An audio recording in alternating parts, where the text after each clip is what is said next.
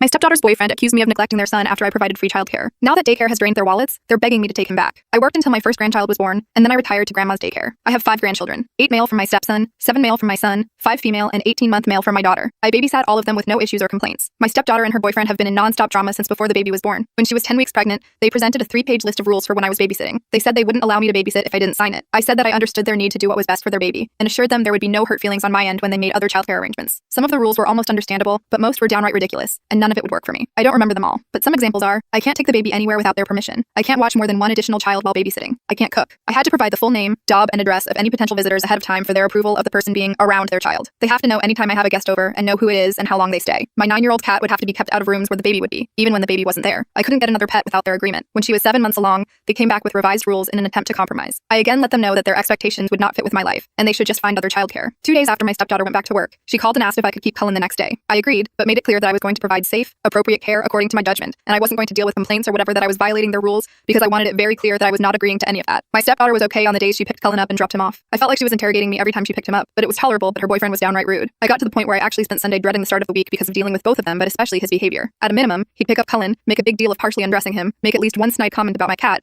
or if I had any grandchild besides the 18-month-old, or if I had cooked or whatever. Then he'd say, "I guess we don't have any choice but to put up with this for now," or "I guess you are happy that you won." This went on for 4 months. I spoke to my stepdaughter several times about it. It all came to a head as Thanksgiving was approaching. He was very verbal about the fact that he didn't want me to keep all my grandchildren over the break. I made it very clear that there would be a couple of days that I had all of them, and that they needed to make other arrangements if they had a problem. They didn't make other arrangements. And when he picked Cullen up on the first day that I had all my grands, he was insulting. And although nothing happened, everyone was happy, clean, fed, had a great day, he said to Cullen that he was sorry that they had no choice except to leave him in an unsafe situation to be neglected. I called my stepdaughter that night, relayed to her what was said, and told her that she had 2 weeks to make other arrangements, and that she needed to drop off and pick up Cullen during those 2 weeks. And if her boyfriend came to drop him off, I would refuse to keep him, and if he picked him up, I would not keep him again. So things were better only dealing with her. At some point, she asked me if I would keep him until January because they found someone, but he couldn't start until then. I agreed. She picked Cullen up and dropped him off. Everything was fine. On New Year's Day, several people sent me a screenshot of a post her boyfriend made on social media about how thankful he was that they could finally leave Cullen without worrying about his safety or his being neglected. He didn't outright name me or accuse me of anything specific, but anyone who knows us knows I was keeping him, and the post implied plenty. I was just happy that it was over. Friday, she called me and said that their new childcare provider had told her that Cullen wasn't a good fit, and that she couldn't bring him back Monday. She asked if I would start keeping him again. I told her that I was sorry for their situation, but I really don't feel comfortable keeping him. Update. My husband and stepson talked to Amanda, and she said that they realized that they can't afford daycare. They already made the easy changes, packing a lunch, giving up fancy coffee, etc. And his dad and her mom are both giving them about $100 a month towards childcare,